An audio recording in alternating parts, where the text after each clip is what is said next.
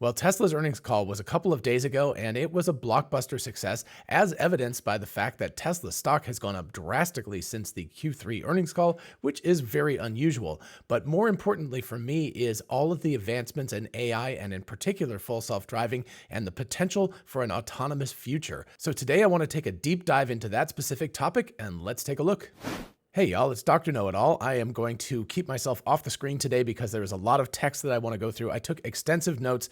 I know I'm a little bit late to this party. I've been exceptionally busy and haven't had a chance to sit down and make this video, but the good part is that I've had a lot of time to marinate on things, and I have created a lot of text, and I'm going to go over it and talk about that with all of you. First, I'll just start with the stock ticker, which is rather hysterical because you can see here that on 10/10, this was October 8th, October 10th is where we had this gigantic crash in terms of the value of Tesla stock. That, of course, was after the We Robot event. I predicted this. It seems like every time they do some sort of a major announcement, you end up with a situation where everybody sells off and it goes crazy.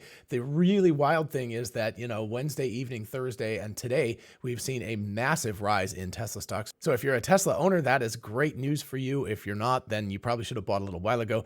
The sad part is I have been so busy the last couple of weeks working on a very, very important project. It's someday I'll reveal this to all of you. Can't do it right now. I'm under NDA. But anyway, I've been so busy, I didn't even have time to think about buying stock, and I very much regret that I did not buy a few more shares of Tesla while I had the chance at a lower price. Oh well. Alrighty, with that being said, let's talk about what Tesla and Elon Musk had to say specifically about Tesla's autonomous future, the full self-driving, the cybercab, etc. I'm going to blow through a few of the highlights first because the highlights were pretty cool. They were very nice highlights. Anyway, Tesla produced 469,796 vehicles, delivered 462, almost 463,000. This represents a year-over-year increase of 9% for production and 6% for deliveries. That's great. Production and deliveries both returned to year-on-year growth in Q3, and just a few days ago, Tesla produced its 7 millionth vehicle in Fremont, and here you can see a nice little picture. Did a few screen grabs of things, so that's pretty cool, 7 million. By the way, I think they stole that from Misinformation because she's been doing that with my subscribers. And by the way, if you want to subscribe to my channel, I would really love to make 100,000 subscribers before my birthday in late January, so help me out with that. Anyway, if you do that, we'll definitely get a picture of me holding up 100,000 in little balloon numbers. Back to the summary, and very importantly, Tesla achieved a record Q3 operating cash flow of $6.3 billion and a free cash flow of $2.7 billion, which means they've got more money in the bank this quarter than they did last quarter. Amazing. Tesla is preparing to launch more affordable vehicle models in the first half of 2025. That will be a new Model 3 and a new Model Y, not the Cybercab. That part is my opinion, not what Tesla has specifically said, but I'm predicting that. I think that's pretty strong. Tesla Cybertruck amazingly became the third best-selling EV in Q3 in the US, behind only Model Y and Model 3. That is pretty amazing. And also Cybertruck is now profitable. I don't know if it'll be profitable at the $80,000 mark, but at least it is profitable, or was profitable, at the Foundation Series mark. That is remarkable as well because they have been ramping this thing for less than a year. So that's incredible. And here we get into the fun stuff. Tesla aims to achieve a cost per mile with its autonomous transport that is lower than rideshare, personal car ownership, which is around 72 cents a mile, by the way, in the US at least, and even public transport like buses and trains and stuff. So that's crazy. If you haven't seen my video on that, then definitely check it out. I'll put a card up here and in the description. Also, Tesla deployed and is training ahead of schedule on a 29,000 H100 cluster at Gigafactory, Texas. We've seen that thing being constructed. It was installed and fired up in record time. The company expects to have 50,000 of these H100s by the end of October, so that's just a few days from now. Also, this is probably important for Tesla stockholders. Elon Musk estimates 20 to 30% vehicle growth in 2024. That's remarkable, probably behind the lower cost Model 3s and Model Ys. That would be my prediction. Again, that's me, not Tesla, saying that. Tesla may be able to achieve more than 50% growth over 2023 production before investing in new manufacturing lines. That also is pretty amazing. And for those of us that own Cybertrucks, Tesla's internally produced 4680 battery cell is on track to be the most cost-competitive cell in North America. That is remarkable. And some more bombshells here. Tesla expects full self-driving system to have longer miles between interventions than a human driver in the second quarter of 2025. So call it like 7 or 8 months from now. That would be incredible. Also, Tesla expects to roll out ride-hailing in California and Texas in 2025. The rollout in California is contingent on regulatory approval, and Texas is a little bit easier to get regulatory approval than is California. California, apparently. And just touching on Optimus quickly, Scott and I will do a complete dedicated video on this, of course, soon, but Optimus will ultimately be the most valuable product ever made, that according to Elon Musk. And as Elon said, Tesla is producing approximately 35,000 autonomous capable vehicles per week. I think he said autonomous, but I would say autonomous capable. And he jokingly noted that that's more than Waymo's entire fleet that they're producing every single week. Oh, and by the way, making a profit on it as they do. So just because it's awesome, here's an even more high-res picture of Optimus's hand with all of the cabling and everything, the 22 degree of freedom hand that Scott is in love with. And I frankly think this is going to be awesome as well. So like I said, Scott and I will do a video on this soon, but that is not the topic du jour. So next, let's talk about miles driven and the importance of that. Tesla has accumulated over 2 billion miles driven using its FSD technology as of Q3 2024, with over 50% of those miles driven using version 12.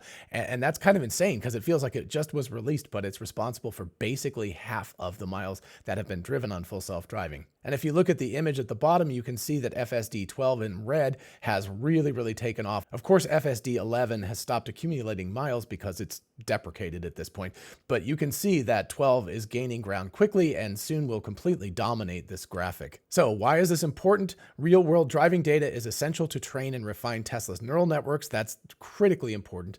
More miles driven with FSD engaged, the more data Tesla has to improve its performance and safety. This is going to be a topic we will return to several times throughout this video.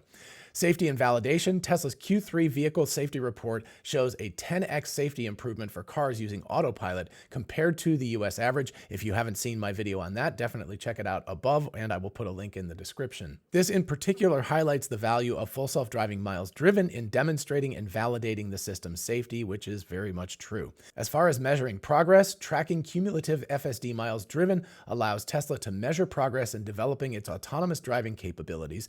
Increasing mileage, especially with newer versions like 12, suggests the system is becoming more reliable and capable. Then we get to public perception. I don't know that Elon has talked about this before, so this is actually very cool. He emphasized the importance of showcasing FSD's capabilities to the public. As Elon said, many people don't realize the potential of a seemingly normal car to drive itself. I have a story about this, actually from last night. I went to dinner with an old college roommate of mine that I hadn't seen in years, and I picked him up at his parents' house because they live in Atlanta, so I went there and I picked him up. We drove, it was about a 6-mile round trip in Atlanta traffic to the restaurant and back, including a U-turn that the car did on the way home, which was pretty crazy for me too. I was like, wow, it did it. But anyway, I didn't have to touch the wheel except to park the car at the restaurant and then at his parents' house. I didn't touch the wheel. I made a point of that. His mouth was agape the entire time and he couldn't stop talking about it at dinner. So it's something that, you know, if you drive this all the time, you get used to it and you're like, oh, this is normal. For people that haven't had an experience like this, it is completely groundbreaking to them. He was asking by the end of the meal, he actually asked me and I had to go look up how much a Tesla Model Y was because he wanted to purchase one. And he lives in New York City where you don't even drive. So that was how impressed he was. You know, he lives in New York City, doesn't drive a car, doesn't even own a car. And he's asking me how much a Model Y is because he was thinking about purchasing it either for him or his parents or his siblings or something. But that's the kind of effect that it has to drive in full self-driving now. So if you've got friends or family who have not had that experience yet, you should definitely let them try. They will be very impressed. Moving on to robotaxis, Tesla is actively developing a robotaxi network, as we saw at WeRobot, with the Cybercab planned for volume production in 2026. Nothing new there. We already knew about that from WeRobot. The data collected from billions of FSD miles driven, of course, will be crucial for training and deploying robotaxis safely and effectively. And again, internal estimates at Tesla suggest they will achieve a level of safety exceeding human drivers by the second quarter of 2025. We'll get back to regulation in a minute, but that is a huge milestone if Tesla can achieve this milestone. And as Elon has noted before, Tesla is no longer limited by training compute, but by the time it takes to validate and analyze the performance of different full self-driving versions due to their increasing reliability.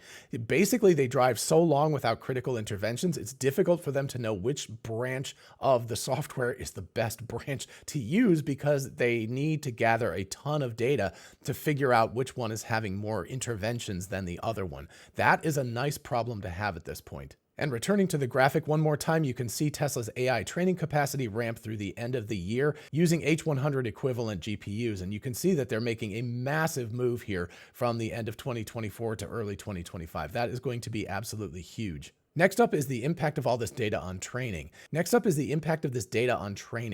Real-world driving data is the foundation for refining and improving Tesla's FSD system. This, according to Tesla, of course.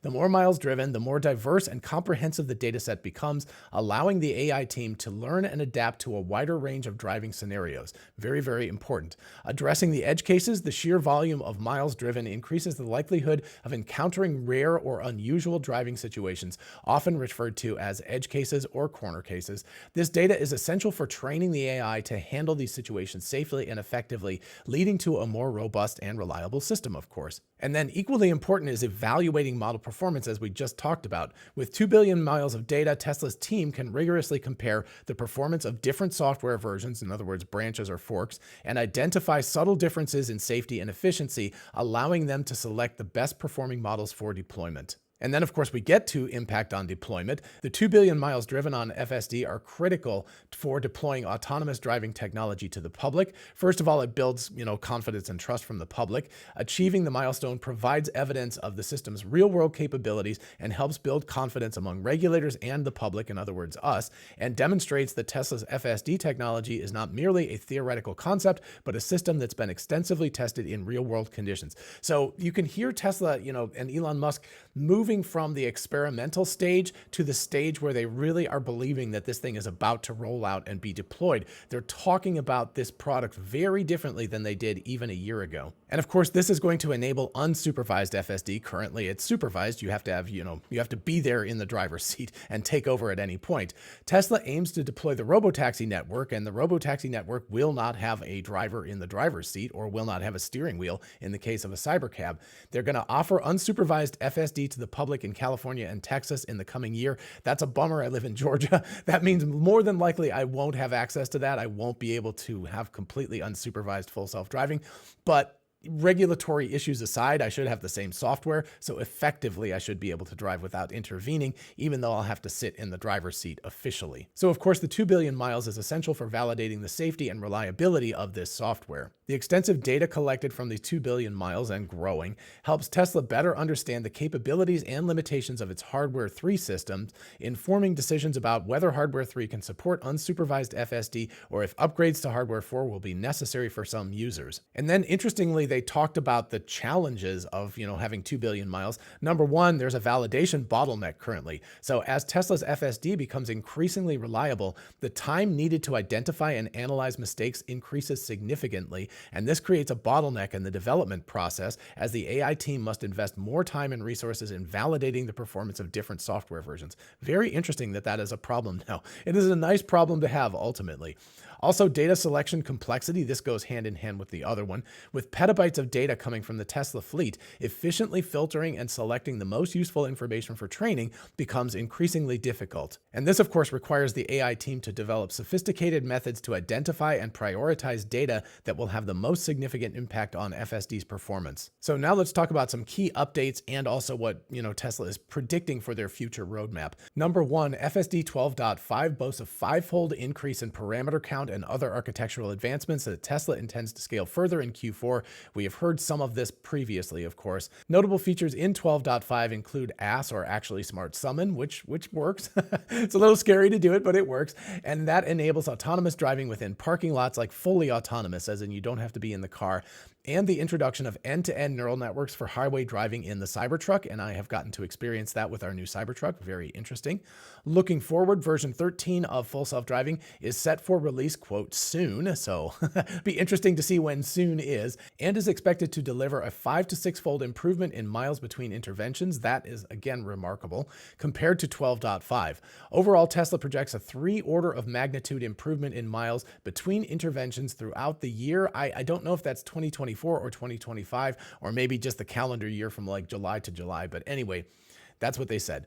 Hardware 3 and 4 considerations. This is important. There is a possibility, and people have said this, including me for a long time, that Hardware 3 may not be able to achieve the safety level required for unsupervised full self-driving. And this is the first time we have heard this. This is breaking news. If this happens, Tesla's committed to providing free upgrades to Hardware 4 for those who purchased FSD with Hardware 3. The upgrade process is designed to be simple. So note the boldface purchased. If you have just been using the subscription service with Full Self-Driving, you are not going to get this free upgrade. Sorry about that. You needed to purchase it with the vehicle itself. From what I understand, only about 10% of people actually purchased Full Self-Driving when they purchased a vehicle. And so therefore, Tesla's not on the hook for, let's say, 1.5 or 2 million vehicles in the United States and Canada, but like a tenth of that. So we're looking at 100 to 200,000 vehicles that they might be on the hook for. So it's a little less cool than what they're saying, because if you've got Hardware 3 and you didn't purchase Full Self-Driving, you ain't getting the upgrade, at least not for free. They'll probably do it for you, but they'll charge you a lot of money for you. Of course, back to safety and performance, Tesla has reported 1 crash for every 7 million miles driven with autopilot. If you haven't seen my video on that, definitely check it out, because it's a pretty amazing thing if you think about it. And as they say, it's a 10-fold improvement over the US average of 1 crash per 700,000 miles. But more interestingly, as this figure shows, it's actually growing. So it's the blue line at the top. So not only is it way, way better than the US average, but it's actually getting better and better. And that's outstanding news for the prospects of Full Self-Driving. Also, as we talked about previously, Tesla is expanding its AI training capacity at Gigafactory, Texas, deploying 29,000 H100s and aiming for 50,000 by the end of this month, which is just about a week away. And as we noted, the current bottleneck is actually not in compute power, but in validation and selecting the best performing models. Then we get to robotaxis and ride-hailing, where Elon Musk said that non-autonomous gasoline vehicles will become niche similar to horse riding today. This is something I've been saying for years. So again, I don't think that's that remarkable, because it's a good analogy. Basically, people used to ride horses for all of their transportation. Now they don't at all. They just do it for entertainment. And that's probably where non-autonomous gasoline-powered engines are going, or non-autonomous electric vehicles as well.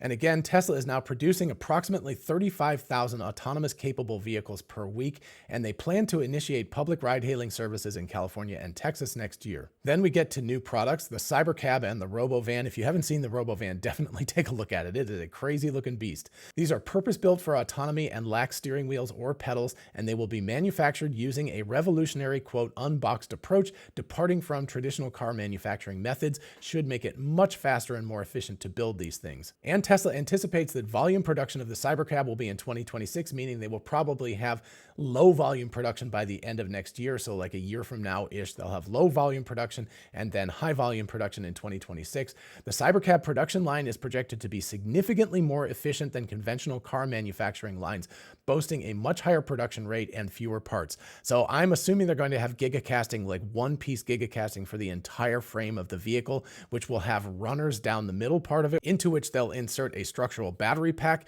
You'll have the entire, internals of the car in one shot that way. Then you just put the framing on top of it and put the instrumentation inside. All of that stuff can be done individually because it's unboxed and then put together like Legos at the very, very last step. The whole thing is slapped together and out the door. So it should be incredibly efficient to produce lots and lots of these, and they should be relatively inexpensive to make because of that. And that, interestingly enough, gets into something that Elon talked about, the $25,000 car. People have been talking about that for years.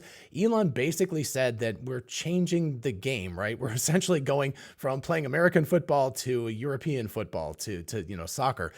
Just everything is going to change. There's no need for a $25,000 car anymore, because it's going to be so cheap to rent these vehicles, to just call them up on the Tesla app, which, by the way, is being tested by Tesla employees. Very cool. Apparently in the Bay Area, they're testing it now. But if the cost of renting a car, in other words, ride hailing, is so cheap, you just won't care about owning that vehicle. So a $25,000 car is kind of a meaningless thing to go for at this point. Quickly moving back to Optimus for a moment, because Optimus, of course, is related to all of this. Significant improvements in Optimus's dexterity and movement, as we saw at the We Robot event. The robot now features a next-gen hand with 22 degrees of freedom, double the previous version.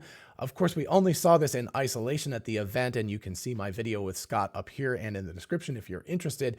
So I wouldn't exactly call that integrated yet. We've just seen the hand on its own, but we have seen the 22 degree of freedom hand, and it looks just amazing. And of course, for Tesla shareholders, Optimus will be the most advanced humanoid robot by a significant margin, according to Elon Musk.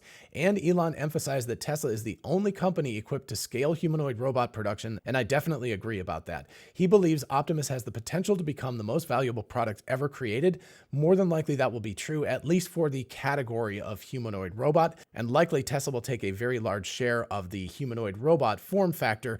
That is almost definite, and it's also almost definite that this will be the largest product in history because essentially it is a human being. In theory, at least, if you can create an android that looks and acts like a human being and is able to do everything a human can do, and you can use them in the labor force, they're going to sell as many as they can make. There's literally no end to this thing. You send them out into the universe if you run out of room on Earth. So they'll just continue to scale and scale and scale. So in the long term, Optimus is by far going to be the most important thing that Tesla makes, and other companies, Figure, Agility, Sanctuary, whoever we're talking about, Chinese robotics companies. This is going to be a platform that will dwarf anything else because it is labor. It's not a product of labor, it is labor. But enough of that tangent. I will talk about that more at length in the future.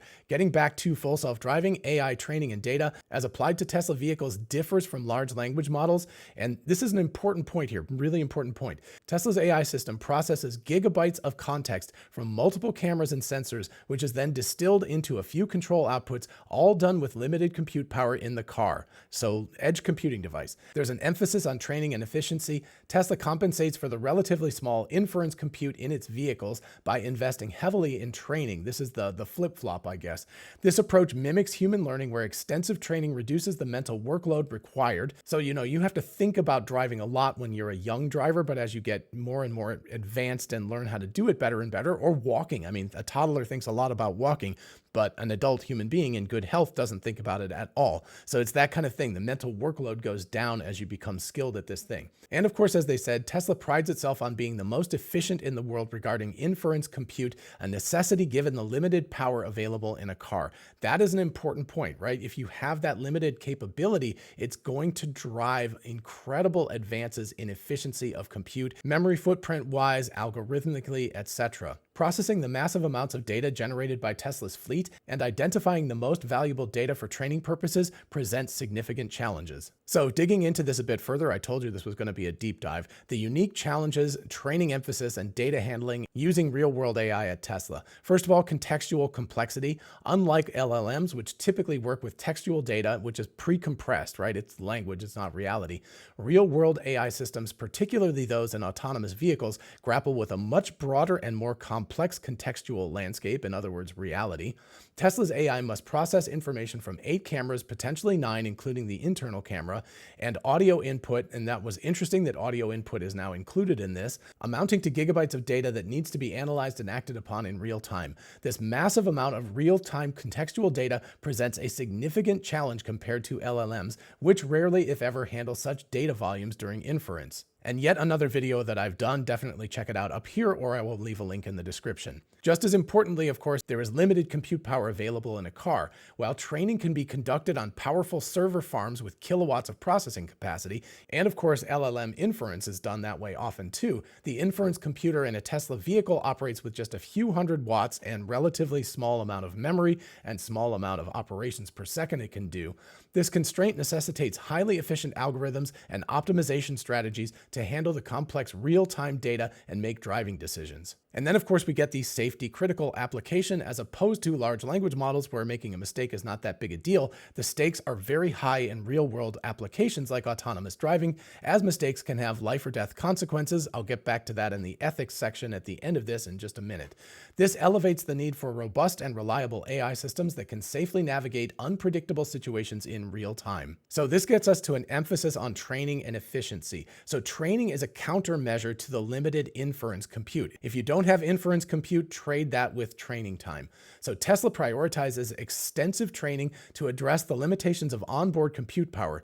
Through rigorous training, the AI system can become more proficient at recognizing patterns, reducing the computational burden during real-time operation. This principle mirrors the human experience of learning to drive, again, where initially it takes a lot of cognitive load and then eventually it gets easier and easier. Then we get the quest for efficiency. Tesla is driven to develop extremely efficient inference compute solutions due to the power constraints in the vehicle. And I would add the memory and data constraints as well. The company strives to maximize performance with minimal power consumption, which necessitates innovative algorithms and optimization techniques. I think this might have huge downstream effects on other types of edge compute AI like large language models, and think about what potentially XAI might do with that. Then we get back to hardware 3 and 4. Training challenges are further compounded by the varying capabilities of Tesla's hardware 3 and hardware 4 systems. Hardware 4, with its superior processing power, facilitates faster AI development. However, adapting these advancements to the less powerful hardware 3 requires significant effort and may not always be possible, as hardware 3 might not achieve the necessary safety level for unsupervised full self-driving. Again, they have not said this before. This is the first time we have seen this. So Tesla in the future is going to focus on hardware 4 going forward. I think this is a good call, though this is going to upset customers and probably make the pundits go crazy. And again, if you purchased full self-driving with your hardware 3 vehicle, Tesla has promised that they will upgrade your car for free. And then we get back to data processing and selection. There is a deluge of data. That's pretty cool. Tesla's fleet of vehicles generates petabytes of data from its cameras and sensors. Managing, processing, and making sense of this vast and ever-growing data stream is a fundamental challenge, obviously. And of course, when you get this much data, not all data is equally useful for training. Discerning the most valuable segments from the vast ocean of data is crucial for efficient and effective AI development. This involves identifying data that captures edge cases, unusual scenarios, or situations where the AI system struggles to perform optimally.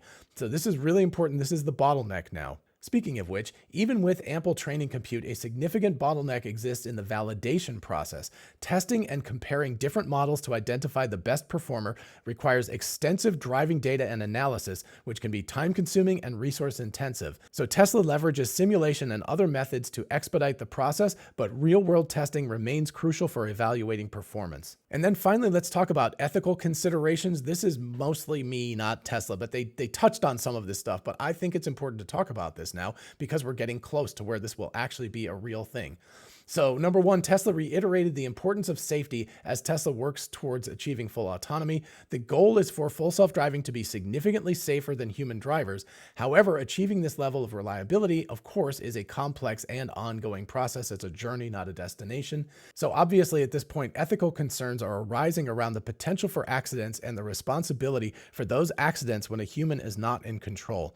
For example, achieving unsupervised full self-driving requires navigating a, quote, fragmented regulatory landscape, suggesting that establishing clear legal frameworks and safety standards for autonomous vehicles. And given this, Musk asked for a nationwide autonomous driving regulatory framework in the US and probably the EU and Canada and China, et cetera, that doing this per nation will be very helpful. And actually, if it could be done internationally, it would be even better. It'll be very helpful. And actually, if it could be done internationally, it would be even better for not just Tesla, but all the players in the autonomous vehicle space. Then getting back to the validation aspect of it, the difficulty of validating the safety and of increasingly reliable software, since finding and analyzing errors becomes more challenging, and this raises questions about how to ensure the system is truly safe enough for deployment without human oversight. And then we get to the trolley problem, which is decision-making in critical situations. So the focus thus far has primarily been on technical aspects of full self-driving, like miles driven and training data, but not yet addressed is how the system will make ethical decisions in complex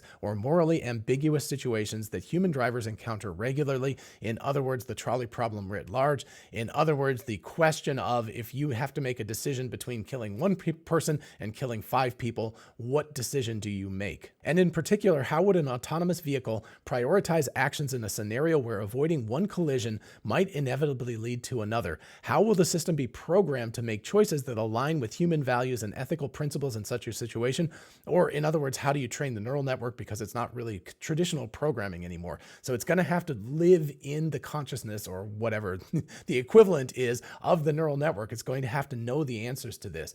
I would ask, is there even such a thing as a single human value around this? I doubt it, right? There's many answers to the trolley problem, and philosophers debate this. They have debated this for a long, long time. This is not something that's new, not something that's likely to be answered anytime soon, and there probably is no correct answer. So this is very, very complicated. And of course, this leads to legal problems as well, because you know that a person, if someone is hurt or killed by an autonomous vehicle, even if that person is at fault and the vehicle hit them because they jumped out in front of the car at the last second or something like that. You know that they're going to sue a company like Tesla. And so the more regulatory framework and legal framework around what the correct answer to this is, the better. My personal opinion is that legal scholars should actually take human beings as the guide. In other words, how is a human responsible for an accident? What sort of liability does a human being have? And then place that upon the full self-driving computer itself. I think that's really the only way to go forward. You can't treat it as a piece of software because then